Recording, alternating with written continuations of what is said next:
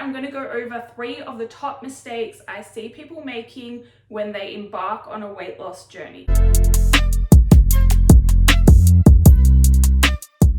Hello, welcome back to my channel. My name is Jody and I help you change your beliefs so you can change your body, your health, and your life. In this video, we are talking about weight loss and 3 of the main mistakes I see people making when they start a weight loss journey. Weight loss is hard, but it doesn't actually have to be that hard. It's usually because you are going about things the wrong way, and that makes it more difficult than what it actually has to be. So if you avoid these mistakes, this is going to help you find it easier, stay on track, stay consistent, stay patient, and actually make really good progress. The first mistake, and probably the most common one I see, is being too restrictive with your diet to start with.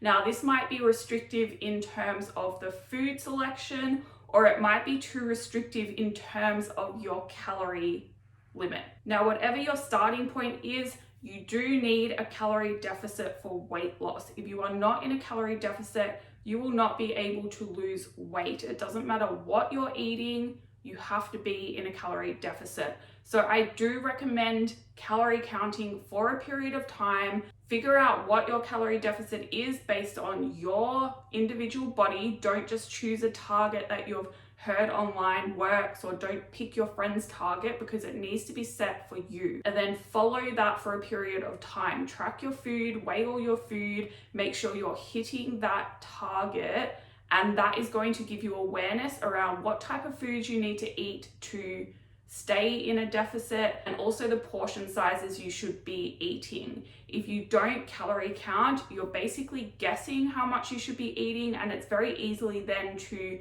eat too little. And the problem with eating too little too soon is that it's going to be very hard to stick to that long term. Now, even if you are calorie counting, you don't just want to choose any old target. You want to make sure you calculate it based on your body, and you also want to make sure that when you're choosing a deficit, you don't choose a deficit that is too big. So you want to choose a percentage, and I would start with around 20%. If you are confused about this right now, make sure you go to my website. I put the link to that in the description box, and you can download your free fat loss guide, and that will help you set up your calorie deficit for weight loss based on your individual body. Now, what happens if you choose a deficit that is too big too soon?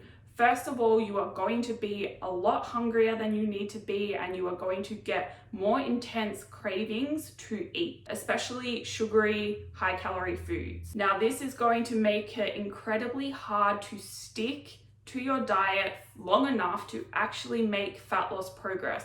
And if your goal is weight loss, you really want to make sure you're losing fat and not just muscle and water. For fat loss to occur, you need to be in a calorie deficit too, but it is going to take time because you actually have to burn through that body fat and use it for energy. Now, it works the same if you're cutting out foods. Like if you cut out a whole food group, that is going to make it incredibly hard to actually stick to your diet, and it's just not necessary. You can lose weight eating a variety of foods as long as you're sticking to a calorie deficit, and I 100% recommend fitting in some treat foods every day just to help you avoid creating that need to binge later on, because a common thing that happens is you restrict all the way through the week and you're really good, you don't eat enough, so you're building up that hunger day by day, and you're building up those cravings day by day, and then you get to the weekend, you have less control, I guess, over situations because you might be out or you might be home and you're not distracted by work. And then because you've been restricting yourself for so long and you've built up all this desire to eat,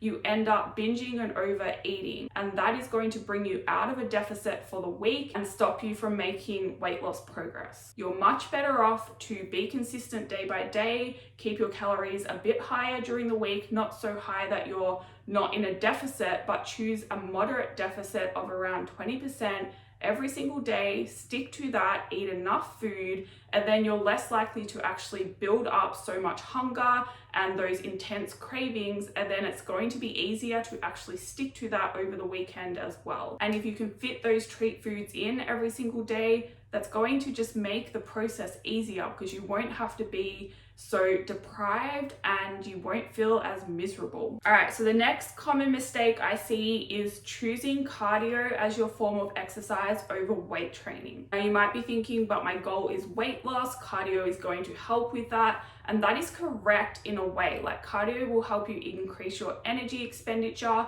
But what I find happens if you do too much cardio is you start to think, oh, I have done cardio, I've burnt this many calories, that means I can eat this much. And cardio can increase your hunger as well. So you're going to feel a greater desire to eat more, and that is potentially going to bring you out of a calorie deficit. Now, another reason that you should choose weight training over cardio is that cardio isn't going to help you retain or build muscle. And as I said before, if your goal is weight loss, you really want to make sure the weight you're losing is actually body fat and not muscle, because that is going to help you get a better looking body. If you are just losing water weight, if you are losing muscle mass, you are going to end up with a smaller version of how you are now. You're still going to be flabby, and you're probably not going to be very happy in your body still. To get a tighter, leaner, firm body, you need to make sure you are building muscle, and weight training is going to help with that. Rather than choosing cardio for exercise,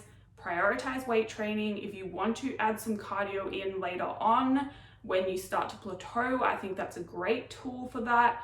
But overall, weight training is what you should be doing, and then daily activity, like just moving more throughout the day, because that is actually going to help increase your energy expenditure more than just doing half an hour of cardio. The last mistake I want to discuss today, and is probably keeping you stuck, is paying too much attention to the scale. Now, you want to make sure you're taking your body weight throughout a weight loss process, and you want to make sure you're taking it daily, but you shouldn't pay attention to those individual daily numbers, because what matters most is the trend week by week, and you want to make sure that trend is slowly going down. And you want to make sure it's slowly going down, because if it is going down too fast, that is a sign you are losing muscle and water and not actually losing body fat. What is also important is that even if that number stops going down for a while, you need to make sure you are taking your waist measurement as well and your photos and paying attention to how you are feeling, because it's very likely you are making progress. And if you only pay attention to that number on the scale, you're probably going to think you're not making progress and you're going to quit too soon. This happens all the time with weight loss clients of mine. Their body weight stalls. Like, it can be, one client, it was up to 8 weeks. It just wasn't budging. But in the meantime, she was still making progress because we were taking her waist measurement.